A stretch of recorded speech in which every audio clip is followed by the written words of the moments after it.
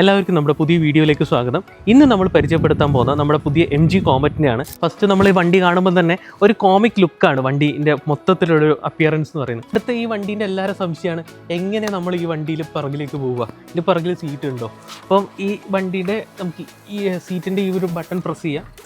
ഒരു നിമിഷം നമ്മൾ താറാന്ന് വിചാരിക്കുക, പിറകിലേക്ക് കയറുക. ബാക്കിൽ കയറി കഴിഞ്ഞാൽ നമുക്ക് ഫീൽ ചെയ്തെന്ന് വെച്ചാൽ നമുക്ക് സുഖമായിട്ട് രണ്ടാൾക്ക് സുഖമായിട്ട് ഇതിൻ്റെ അകത്ത് ഇരിക്കാൻ പറ്റും. രണ്ടാളും നമ്മളെ കുച്ചൂട്ടിയിൽ ഇരിക്കുന്നുണ്ടെങ്കിൽ കുച്ചൂട്ടിക്ക് ഒരു നടുവിലത്തെ ഒരു സ്പേസിൽ ഇരിക്കാൻ വേണ്ടി പറ്റും.